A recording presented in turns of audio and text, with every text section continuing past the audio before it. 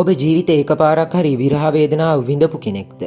එහෙම නැත්නම් දැනටමත් ආදරය කරන කෙනෙක්ද? මේ වීඩියෝ එක ගොඩක් වැදගත් වේවි. ඔයා ජීවිතේ ආදරය නිසා අසාර්ථක කරගනිපු කෙනෙක් නම් ජීවිතේ ගොඩ දාගන්න මෙතනින් පටන් ගන්න. මේ වීඩියෝ එක බලන්න. ඒ වගේම මේ වගේ වටිනා වීඩියෝ දාපු ගමන් දැනගන්න හර TV YouTube නාලිකාවත් දැන්ම subscribe කරන්න. එහෙනම් අපි අපේ වීඩියෝ එකට යමු වෙමු. ප්‍රේමයට පුද්ගලයන් දෙදෙනෙකු සම්බන්ධ වෙනවා. ඔබේ ආදරය සාර්ථක වන්නේ අනෙක් පුද්ගලයා ඔබගේ ප්‍රේමයට සමාන වූ ප්‍රේමයක් පිරිනමන විට පමණයි. ඔබ දැඩි ලෙස ආදරය කරන විට අනෙක් තැනැත්තා මතු පිටින් හා නොගැඹුරු ලෙස හැසිරෙන විට එයින් කිසිදු ඵලයක් නැහැ. එහෙම වෙලා ඔබ අධෛර්යයට පත්වී මානසික අවපීඩනයෙන් පෙළෙනවා නම් එය ස්වභාවික දෙයක්. නමුත් එයට ඔබේ ජීවිතය විනාශ කිරීමට ඉඩ දෙන්න හොඳ නැහැ. මියගිය සහ වියකී ගිය ප්‍රේමයන් ගැන පසුතැවීමෙන් ප්‍රයෝජනයක් කාටවත් ලැබෙන්නේ නැහැ. නුසුදුසු පුද්ගලයෙකු සමග ඔබේ සම්බන්ධතාවය අවසන් වීම ගැන සතුටු වෙන එක තමයි වඩාත් හොඳ. ඒත් කොහොමද එහෙම කරන්නේ? අන්න ඒක තමයි මේ කියන්න යන්නේ. ආදරය නිසා අසාර්ථක වූ ජීවිතය නැවත ගොඩනගා ගැනීමට පහසු ක්‍රම 8ක් අපි ඔබට කියා දෙනවා. මේවා ඔයාට ගොඩක් වැදගත් වේවි. පළවෙනි එක, ඔබ පසුතැවීම නවත්වන්න. ඔබ හැඟීම් විරහිත වීමට රොබෝවෙක් නොවන බව ඇත්ත. ඒ නිසා ඔබ චිත්ත වේගී වීම ස්වභාවිකයි. ඒක කිසි වරදක් නැහැ. ඔබ ආදරය කළ පුද්ගලයා ඔබට අමතක කළ නොහැකි බව ඇත්ත.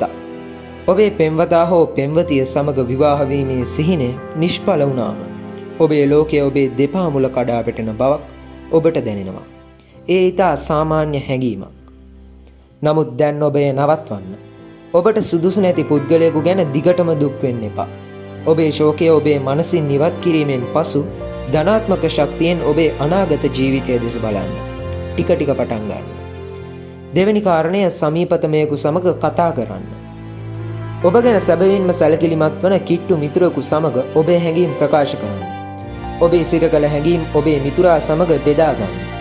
ඔබේ මිතුරා පවසන සංසුන් වචන ඔබේ දුක්ඛිත තත්වෙන් ඉතා පහසුවෙන් පිටතට පැමිණීමට ඔබට සහායක් වේවි. ශෝකය ප්‍රකාශ කිරීමෙන් පසුව ඔබට අනිවාර්යයෙන්ම බොහෝම සැනසීමක්, සැහැල්ලුවක් දැනේවි. තුන්වෙනි කරුණ, ඔබේ මනස වෙනතකට හැරවීමට නිවාඩුවක් ගත කරන්න. ඔබේ මිතුරන් සමග නිවාඩුවක් ගත කරන්න යන්න. ඔබට හමුවන නව ස්ථානයන් සහ නව පුද්ගලයන් ඔබේ මනස සැහැල්ලු හා නැවුම් භාවයට පත් කරાવી.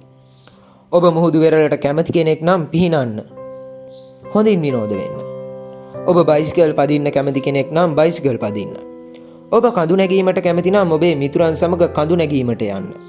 ඔබ මසුන් නැල්ලීමට කැමති නම් ඔබේ මසුන් නැල්ලීමේ ක්‍රියාවෙහි නිරත වන්න. මෙවැනි බාහිර ක්‍රියාකාරකම් නිසා ඔබේ ශෝකය පිරුණු හදවත සැහැල්ලු වෙලා ප්‍රබෝධමත් වේවි. සිව්වෙනි කරුණ, ඔබේ සතුට රැක ගන්න. ඔබ තවදුරටත් ඔබේ ආදරය අසාර්ථක වීම ගැන කතා කිරීම ඔබේ ජීවිතයේ කාලකන්ණියකක් බවට පත් කරන වැඩක්. ඕනෑ තරම් ඔබ ඒ ගැන දුක් වෙලා ඇති. දැන් මේ දේවල් නවත්තන්න. කොයිම වෙලාවකවත් ඔබේ මිතුරන්ගෙන් හුදකලා නොවන්න වග බලා ගන්න. ඔබගේ ද්‍රෝහී පෙම්වතා හෝ පෙම්වතිය ඔබේ සැබෑ ආදරය ලැබීමට සුදුසු නොවන බව වටහා ගන්න. ඔබ ආදරය කළ පුද්ගලයා ඔබ ගැන සැලකිල්ලක් නොදක්වන විට කිසි විටකත් දුක් වෙන්න එපා. ඔබ ගැන සිතීමකින් තොරව ඔබේ පැරණි පෙම්වතා හෝ පෙම්වතිය විනෝදයෙන් සිටින විට ඔබේ සතුට නැති කරගන්නත් එපා. පස්වෙනි කරුණ, පැරණි පෙම්වතා හෝ පෙම්වතිය ගැන ඔත්තු බැලීමෙන් වළකින්න. ඔබේ හිටපු පෙම්වතාගේ සමාජ මාධ්‍ය ක්‍රියාකාරකම් හඹා යාමෙන් කවදාවත් ඔබට සතුටක් ලැබෙන්නේ නැහැ. ඔහු හෝ අය අන් අය සමග විනෝදවන ආකාරය දැකීම ඔබේ වේදනාව තව තවත් වැඩි කරනවා. ඔබට නොගැලපෙන පැරණි පෙම්වතා හෝ පෙම්වතිය වෙනුවෙන් ඔබේ කාලය වැය කිරීම සදහටම නවත්වන්න. හයවෙනි කරුණ, සම්පූර්ණයෙන්ම ඇයගෙන් ඔහුගෙන් ඈත්වන්න. ඇයට හෝ ඔහුට ආයාචනා කර කෙටි පණිවිඩ යවන්න එපා. ඇය හෝ ඔහු ඔබට පණිවිඩ එව්වත් ඒට පිළිතුරු දෙන්න යන්නත් එපා. ඔබගේ සම්බන්ධතා ලැයිස්තුවෙන් ඔහුගේ හෝ ඇයගේ අංකය මකන්න. ඔබේ ජීවිතයේ යම් කාලයකදී ඔබට අනිවාර්යෙන්ම ඔබේ හිටපු පෙම්වතා හෝ පෙම්වතිය නැවත වරක් හමු වෙනවා. එවිට කලබල වෙන්න, හිත අවුල් කරගන්න එපා. ඔහු හෝ ඇය හිතා මතාම ඔබට කතා කිරීමට පැමිණෙන විට ඔබ ඉතා ඉවසිලිමත්ව හා සංසුන් ලෙස හැසිරෙන්න. හැකි සෑම විටම උපක්‍රමශීලීව මග හැර යන්න කටයුතු කරන්න. 7 වෙනි කරුණ, ඔබේ වැඩ ගැන අවධානය යොමු කරන්න. සමහර විට ආදරය අසාර්ථක වීමෙන් ඔබේ ජීවිතය කටුක හා ශෝකී විය වෙන්න පුළුවන්.